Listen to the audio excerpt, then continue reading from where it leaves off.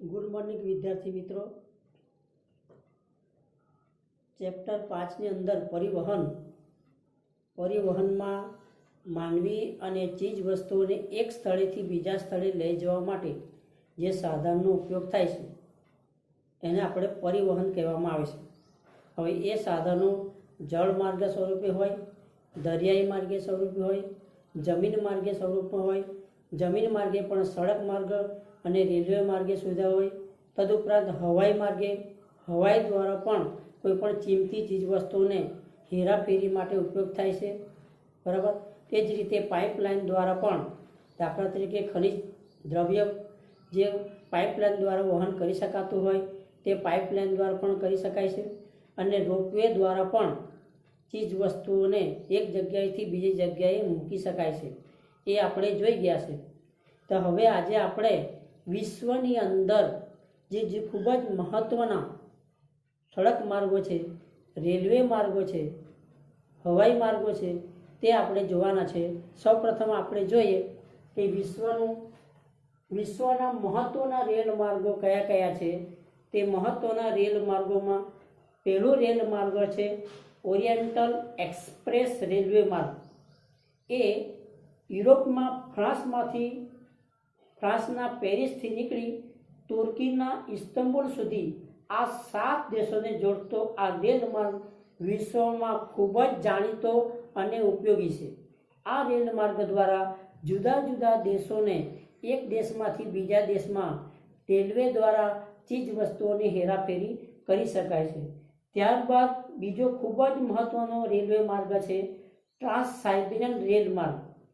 આ રેલ માર્ગ એશિયાની સૌથી લાંબો તેમજ મહત્ત્વનો આંતરરાષ્ટ્રીય રેલ માર્ગ છે।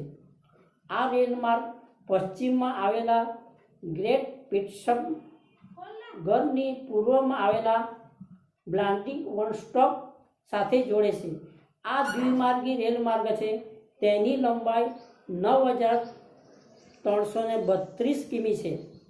ત્રીજો રેલ માર્ગ છે કેનેડા પેસિફિક રેલ માર્ગ। કેનેડાના પશ્ચિમ કિનારા પર આવેલા વાનકુવરને પૂર્વ કિનારાના હેલિફેક્સ સાથે આ રેલ માર્ગ જોડે છે। આ રેલ માર્ગ ઔદ્યોગિક પ્રદેશ, પોચા લાકડાનો વન પ્રદેશ તથા પેરીના ઘઉંનો પ્રદેશ સાથે જોડતો હોવાથી તેનું આર્થિક મહત્ત્વ વધુ છે। તેની લંબાઈ 7050 કિલોમીટર છે। ત્યારબાદ ચોથો ખૂબ જ મહત્ત્વનો રેલ માર્ગ બ્લેનોસ એરિસ વાલ્પારાઇસા રેલ માર્ગ। આ રેલ માર્ગ દક્ષિણ અમેરિકામાં છે। તે આર્જેન્ટિના બ્લેનોસ એરિસને ચિલીના વાલ્પારાઇસ સાથે જોડે છે। આ માર્ગ સમુદ્ર સપાટીથી 3960 મીટર ઊંચે અસ્પતાલા ઘાટ પસાર કરી એન્ડીઝ પર્વત શ્રેણીને પાર કરે છે।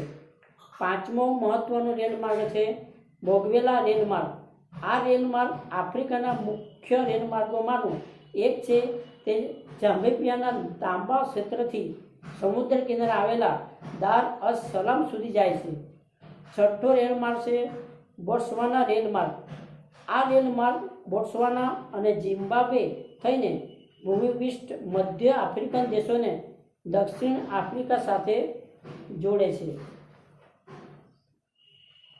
ત્યારબાદ આપણે જોઈએ કે સડક માર્ગનું મહત્ત્વ કયું કયું છે।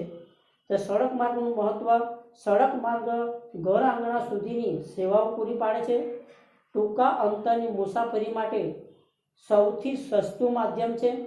તે રેલ માર્ગ, હવાઈ માર્ગ અને જળ માર્ગ માટે પૂરક સહાય તરીકે પણ ઉપયોગી છે। કૃષિ, પશુપાલન અને ગ્રામીણ વિકાસમાં સડક માર્ગોનો ફાળો સર્વોપરી છે।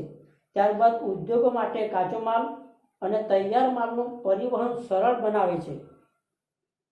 તે ઉપરાંત કુદરતી આફતોના સમયે અંતરિયાળ ભાગોમાં રાહત સામગ્રી પહોંચાડવામાં અને બચાવવામાં ખૂબ જ ઉપયોગી છે। ત્યારબાદ આપણે જોઈએ કે સુએઝ નહેર અને તેનું મહત્ત્વ। ભૂમધ્ય અને રાતા સમુદ્રને સુએઝ નહેર જોડે છે।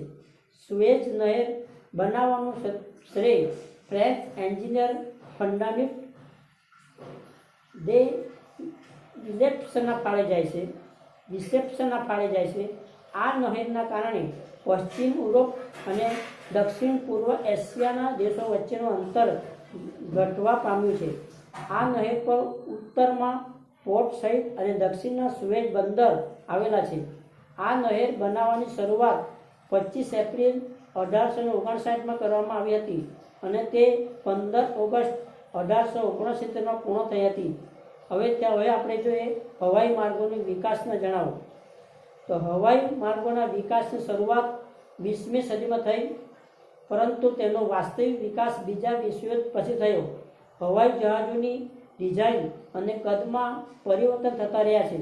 હવાઈ જહાજોની ગતિમાં નોંધપાત્ર પ્રગતિ થઈ છે. હવાઈ માર્ગોનો વિકાસ મુખ્યત્વે આર્થિક અને ઔદ્યોગિક રીતે વિકસિત દેશોમાં વધુ થયો છે.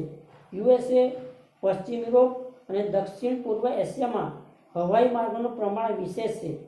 હવાઈ માર્ગો દ્વારા મુસાફરી ઝડપી અને આરામદાયક બની છે. દુર્ગમ પ્રદેશોમાં પહોંચવા હવાઈ માર્ગ એકમાત્ર વિકલ્પ છે. હવાઈ માર્ગોના વિકાસના કારણે રાષ્ટ્રો પોતાનું રક્ષણ ઉત્તમ રીતે કરી શકે છે. તે લશ્કરને ખૂબ જ સહાયરૂપ બને છે. લંડન, રોમ, પેરિસ, મોસ્કો, દુબઈ, નવી Delhi, Bangkok, Singapore, Tokyo, Chicago, New York વગેરે આધુનિક સેવાઓ પૂરી પાડતા વિકસિત હવાઈ માર્ગોના મથકો છે. હવે આપણે બીજો સવાલ જોઈએ, પાઇપલાઇનના લાભ જણાવો. પાઇપલાઇનથી કયા કયા લાભો થાય છે તે. સડક માર્ગો, જળ માર્ગો, હવાઈ માર્ગો, પાઇપલાઇન તથા રોપવે પરિવહનના ઉત્તમ માધ્યમો છે. પાઇપલાઇનના લાભ નીચે પ્રમાણે છે. પ્રવાહી પદાર્થો અને કુદરતી વાયુની હેરફેર માટે પાઇપલાઇન સૌથી વધુ સુવિધાજનક સાધન છે. પેટ્રોલિયમ અને તેની પેદાશો તથા કુદરતી વાયુ અને લાંબા અંતર સુધી લઈ જવા માટે પાઇપલાઇનનો ખૂબ ઉપયોગ કરવામાં આવે છે. પાઇપલાઇન દ્વારા ઘટ પદાર્થોને સ્ટારીના સ્વરૂપમાં ફેરવીને સહેલાઈથી હેરફેર કરી શકાય છે. પાઇપલાઇનની સુવિધાઓ આ મુજબ છે. ઉબડ ખાબડ ભૂમિ તથા પાણીની નીચે પણ પાઇપલાઇન નાખી શકાય છે. તેના સંચાલન તથા જાળવણી પાછળ ખૂબ જ ઓછો ખર્ચ થાય છે. ઉર્જા ક્ષમતા તેમજ પર્યાવરણની સાચવણીની દ્રષ્ટિએ તે ઉત્તમ સાધન છે. હવે આપણે જે વિશ્વના મુખ્ય આંતરિક જળમાર્ગોમાં મુખ્ય જળમાર્ગો કયા છે વિશ્વના, તો પહેલું છે ગ્રેટ લેક્સ અને સેન્ટ લોરેન્સ જળમાર્ગ. યુએસએ અને કેનેડાની સરહદ પર આવેલા સરોવરમાંથી નીકળતી સેન્ટ લોરેન્સ નદી એટલાન્ટિક મહાસાગરને મળતી હોવાથી આ બંને દેશોએ 5 સરોવરને નહેરો અને લોક ગેટથી એકબીજા સાથે જોડી દુનિયાને સૌથી મોટી આંતરિક જળમાર્ગ પૂરો પાડે છે. પરિણામે સુપિરિયર સરોવરને કિનારે ડુલુથ, મિશિગન સરોવર પર શિકાગો, ઓન્ટારિયો સરોવરને કિનારે ટોરન્ટો, એરી સરોવરને કિનારે બફેલો, ક્વિન્સલેન્ડ અને ટોલેન્ટ, હ્યુરોન સરોવરના કિનારે હ્યુરોન વગેરે નાના મોટા બંદરો વિકાસ પામ્યા છે. આથી મોટા દરિયાઈ જહાજ ક્યુબેકના દક્ષિણે સેન્ટ લોરેન્સ થઈ આ ખંડના આંતરિક ભાગમાં ઘણે દૂર સુધી જઈ શકે છે. તેનાથી આ વિસ્તારનો ઔદ્યોગિક તેમજ આર્થિક વિકાસ થયો છે.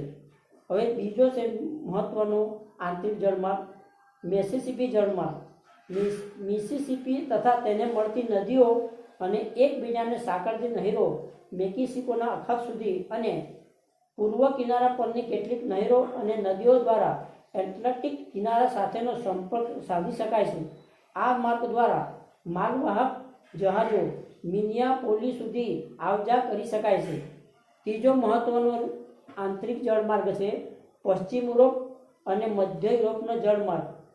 પશ્ચિમ યુરોપ અને મધ્ય યુરોપમાં ઔદ્યોગિક વિકસિત વિસ્તારોમાં આ જળમાર્ગ ખૂબ જ મહત્વનો છે. યુરોપના ઉત્તરીય મેદાને પાર કરીને નોર્થ સીને મળતી ગ્રીન, સીન, રાઇન અને એલ્બ નદીઓ ઉપરાંત તેની સહાયક નદીઓ એકબીજા સાથે જોડાઈ મહત્ત્વના જળમાર્ગોનું નિર્માણ થયું છે. ચોથું છે વોલ્ગા જળમાર્ગ. પૂર્વ યુરોપની મુખ્ય નદીઓ વોલ્ગા, ડોન, નિધર, નીપર નદીઓ દ્વારા વિશાળ જળમાર્ગ પ્રણાલીની રચના થઈ છે. વોલ્ગો મોસ્કો નહેર દ્વારા રશિયાના પાટનગર મોસ્કો સુધી જઈ શકાય છે. પાંચમો છે ઓસના પારાગ્વે જળમાર્ગ. દક્ષિણ અમેરિકામાં આવેલી પરાના પારાગ્વે નદી પ્રણાલીનું જળ રિયો ટી લા પ્લાટાના ભરતી મુખ થઈને એટલાન્ટિક મહાસાગરમાં મળે છે.